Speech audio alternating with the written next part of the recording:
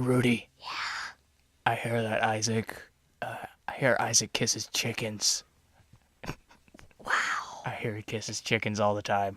Hey guys, I'm back from kissing chickens. Isaac! Hi. We weren't doing anything. Doing the podcast. So tired. Hey, ladies and gentlemen. Welcome to Derp. Welcome to the DIRPcast. That's David, Isaac, Rudy podcast. Cast. Well, I guess it could be podcast. Derp. The P could just stand for pod. What do you? Oh. You know. Okay, I thought you deleted. I thought you deleted. No, I'm not gonna. podcast. I'm not gonna delete our podcast. It's too sacred to me. Derpcast. The by the way. DIRPcast. Here, I'm gonna look up the Just so everyone remembers. official meaning of derp. DERP, not DIRP, which is what this is. Urban Dictionary, derp. Oh, Urban there's a- Derptionary. There's a Wikipedia article. You're a Wikipedia article. Oh, no, wait. I know a secret Google thing. If you do define derp, it'll just come up with the definition right there. Sometimes, sometimes you don't have to do define though for certain words. Exclamation. Used as a substitute for speech regarded as meaningless or stupid. That sounds like us. Yeah. Noun. Foolishness or stupidity. Yep. That's us. Yes. There we go. Except I think with it an works I. out just fine. DIRPcast. Derpcast. DIRPcast. DIRPcast. From the deepest mountains of DIRPcast. We're gonna try to keep this one real short because one of the people suggested it.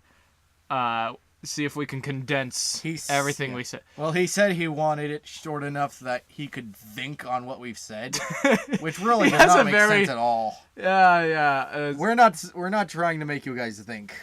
Yeah. I'm sure a lot of you have done that already. If you're Heaven forbid you guys should think. if you've been in like school all day, you don't want to think. I mean, what? If you have a crummy job, you don't want to think. You don't want know. to laugh. I don't want Yes. That's our main purpose. I mean, if you have enough thinking space to think about stuff we say, then fine. Yeah. Hooray for both of us. Yeah. There we But go. we're here to make you laugh 2 minutes 30 seconds. and give you a better outlook on life Here we than the go. one you currently have. Yes. Stop it. Stop thinking right now and listen to DIRPcast. Yes, that's Okay, so I'm just gonna start off straight away on Today in Space. Oh, this isn't necessarily today in space because Time is relative in space. I think. thanks for the beautiful. That's a beautiful What are theme song you have there. What are you Rudy. going for? I think she was trying to do the Star Trek. The that thing. Nope. Oh, Nice advertising. Not me. That was like 2 seconds of an advertisement. For Today in Space, I decided to look up Speaking of space. coolest things in space. Oh. Wait. And it came up with AskMen.com, 5 coolest things in space. I guess what men think. Oh wait, Isaac's got something right here. Hang on. Nope. Hang on. Hang on. Well, it might be a bit late for it. No, go on. Here, I'll say the title and you play it. Okay. What title? I'll say the segment. Uh-oh. On Today in Space. Yeah. Hold it up to the microphone.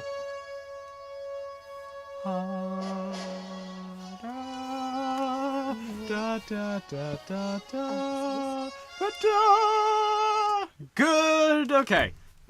Good. Okay. Good. Okay. Oh man, we're already at almost 4.5 minutes already, just introducing everything. Well, let's get on with it. Okay. Run. A top 5 list of the 5 coolest things in space according to men, I guess. Because it's AskMen.com. Bless you, Rudy. It's like Cosmopolitan, except space and men. Oh, I mean- would buy a magazine like that. Cosmopolitan, except space and men. It's like Cosmopolitan with guns. And space. Okay. Space guns. Ooh, space guns. Why don't we have those yet? Number 5, coolest thing on the list. Halley's Comet.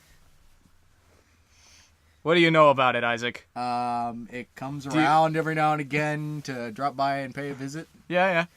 Comes by. Do you know the distance from the Earth of it, how it is? Probably about, I don't know, maybe so far. Yeah, it's about this far. I'm holding out my hands. It's about 0.000000474 light years closest approach, it says in parentheses. Many of us remember Halley's Comet, Halley's Comet's last approach in 1986. And if you were young at the time, you may have yet another chance within your lifetime to see this phenomenon. The next scheduled passing is in 2061. We'll be around for that. Yeah. Hopefully. Most If I don't get hit by a bus or something. Since Halley's Comet's first observation in 240 BC, being recognized as a periodic comet, arrived every 75 to 76 years in the 18th century. Wow. The 86 passing was the least spectacular due to urban light and pollution. So, there you go. Human beings, stop ruining the planet with your breathes.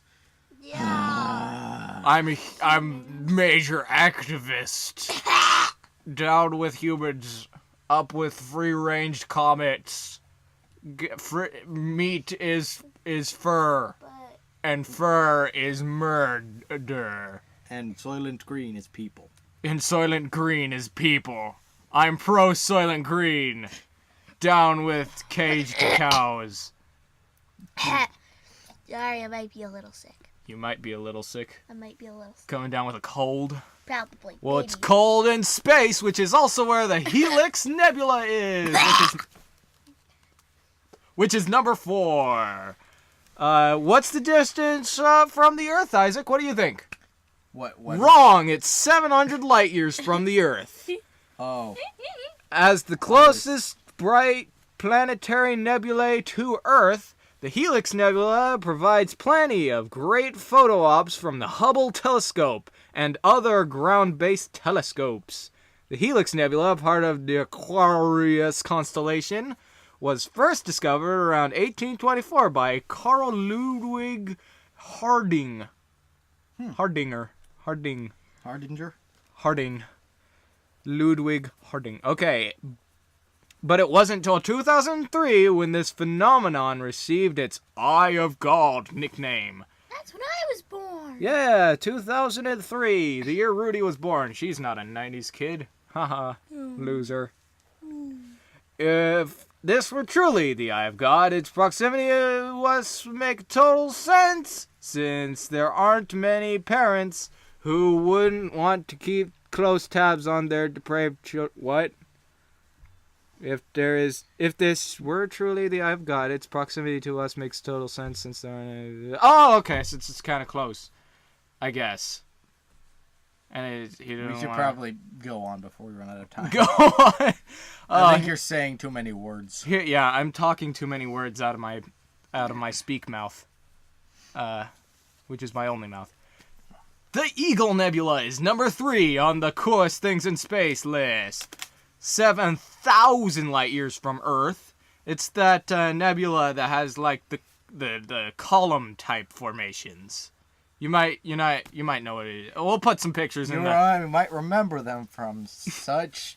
From the Beast Boys, the Beastie Boys, the Backstreet Boys, any other boys? Beach Boys? The Beach Boys.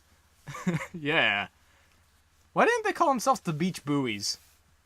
Because that's stupid. Okay. It's a pretty stupid name. Okay. Because, buoys can't really do much. Eagle Nebula, they bob. And they do some bobbing. They can't play guitar, dancing though. Is bob. They can't play guitar or sing, though. Unless they're if they had a buoy in the band, that might be fine, but... Buoy in the band is also a cool name for a band. Buoy. Or a song. Or an album. The Eagle Nebula is interestingly not on... Oh, it's not... is interesting not only because you can see its brightest star with a good pair of binoculars, but also because in 2007, scientists discovered evidence that led them to believe nearby supernovas destroyed in distinctive pillars Yeah, they destroyed the distinctive pillars within the Eagle Eye Nebula some 6,000 years ago. However, the light that will remain in the new shape won't reach the Earth for another 1,000 years. So 1,000 years from now, the Eagle Nebula is going to look a bit different, a bit brighter. Oh, we should be around for that. Things explode in space, which is one reason why it's so cool. Yeah, I'm sure we'll be around for that. We'll be around 1,000 years. Eat healthy. Eat your brocs and your vegs. Yes, the vegs. The veg. There are a lot of head nebulas in the galaxy, but which head nebula is the coolest? Tell me, which head is the nebula? Which head nebula? George. Wrong. The Witch Head Nebula. Oh. And it sort of does look like a witch's Georgette. face. You see that? It looks like a witch's face. It looks like Georgette. Georgette? Yeah. Georgette. Or is it Nebula? I think there was. I guess guys just really like nebulas. Or was it Georgina? Georgina? I'm thinking of one of the grandmothers in Charlie and the Chocolate Factory. Charlie and the Chocolate Factory. Oh, is that Georgelata. Grandpa George and Grandma Georgie. Georgina. I think it was Georgina. Yeah. Anyways, about space. Who cares about old people when you got space? Oh. That was the idealism in the 80s. Willy Wonka could totally build a chocolate factory in space. That'll be the sequel. Space chocolate. The Witch Head Nebula. Charlie in the Space Chocolate Factory. The Witch Head Nebula, which looks like a right-facing profile of a witch. Wonder how they named it. Is located near what's most likely recognizable constellation to most people, Orion. Oh. You know Orion. Ryan. I know Orion. Orion. No, it's just back then it was just Ryan. But they just said, oh, Ryan a lot because he's such a lovable guy that like the storytellers thought that's what his name was. Anyways. This is turning out to be our most boring podcast ever. Oh, I like it. Don't listen to him podcast. I love you. I think you're a nice podcast. Well, thanks, David. You're welcome. I like how our podcast has a nice little voice. Yeah. Yes. It cracks all the time. Orion, although it's officially part of the Eridanus constellation, it's Orion's regal star, located at the bottom right corner of Orion, that illuminates the Witch Head Nebula. Cooliosis! That's what I'm being diagnosed with as I'm reading this list. It's fatal. I have like 3 days to live now. Anyways. Number one on the list. Can you guess what it is? Can you guess what kind of thing in space it is?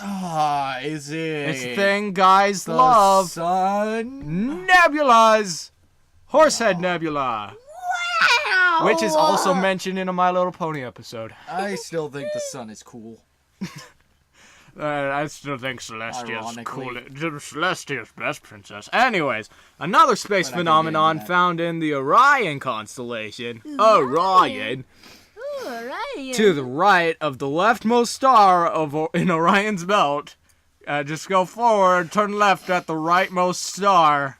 You're gonna take a U-turn, and you're there. That's where the Horsehead Nebula is. First seen in 1888, the Horsehead Nebula is part of the Orion molecular cloud complex and is a dark cloud of swirling dust that blocks the light from the bright red emission of the nebula behind it. Cool! If this isn't riveting, call me David, because it's kind of not that riveting. Not if you just read about it. We can lie. We can, pretend it's riveting. What?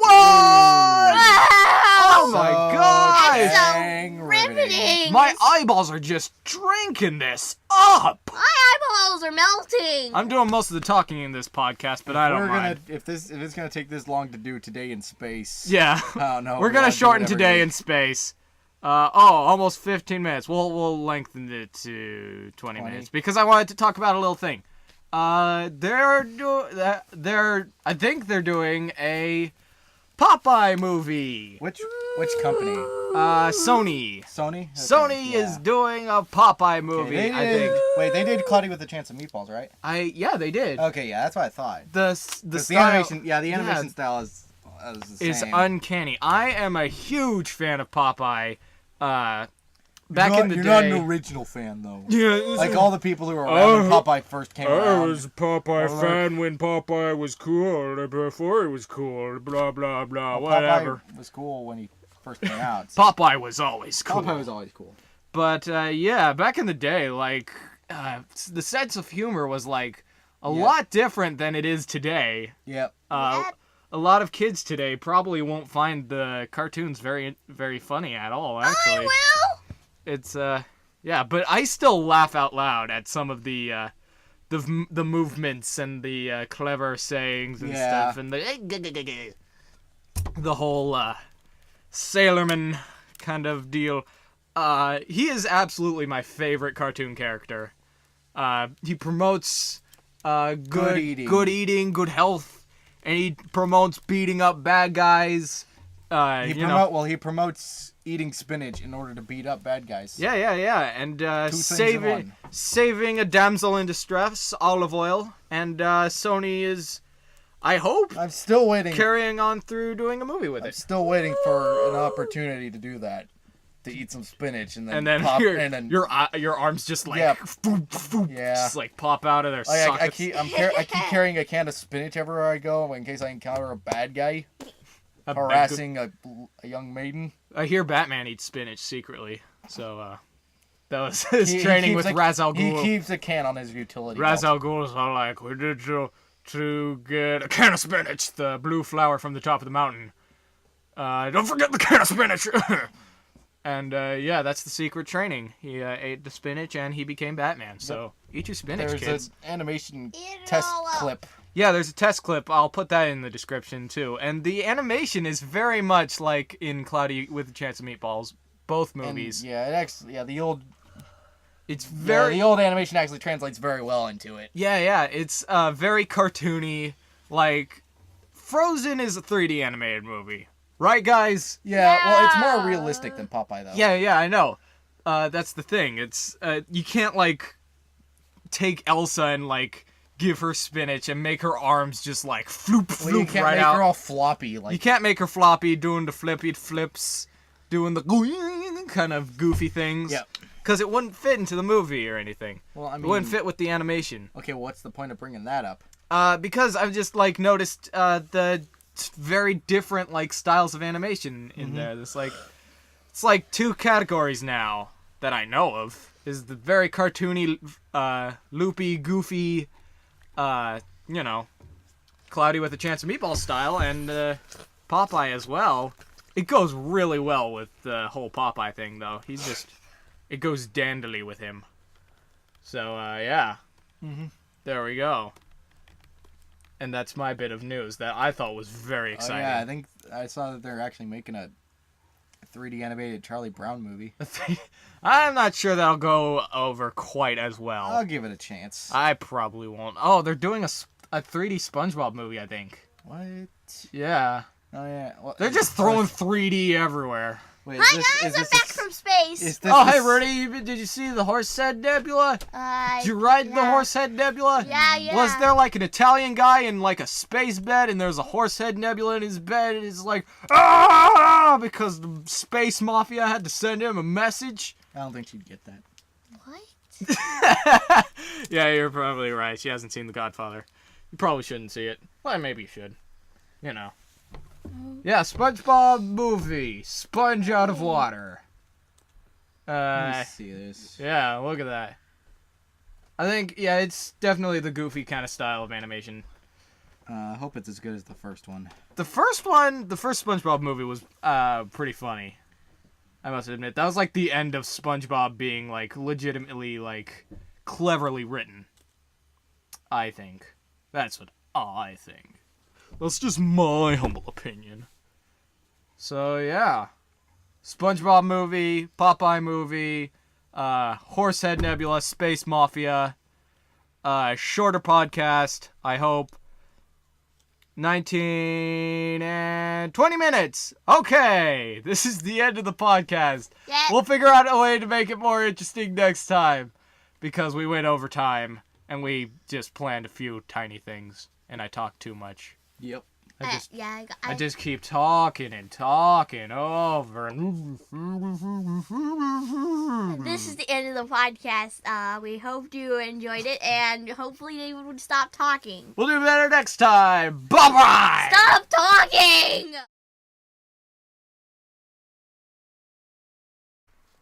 Hey, Rudy. Yeah? This podcast was longer than my expectations for it.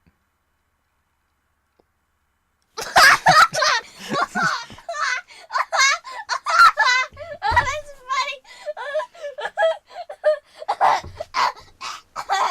I was being serious. You're hurting my feelings.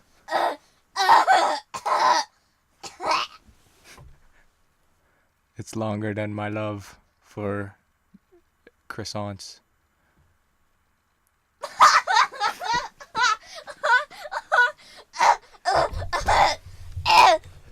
On the day we arrive on the planet, I'm dying.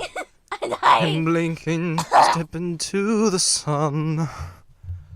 And there's more to see than could ever be seen, more to do than could ever be done. So why are you listening to this podcast?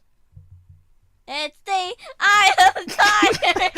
It's the eye of the tiger, It's the thrill of the fight. and he's watching us all. There is well unbroken, and he's 3 feet tall. Is it a hobbit? Till we find our place Is it a hobbit? on Heather Whiting. Is it a hobbit?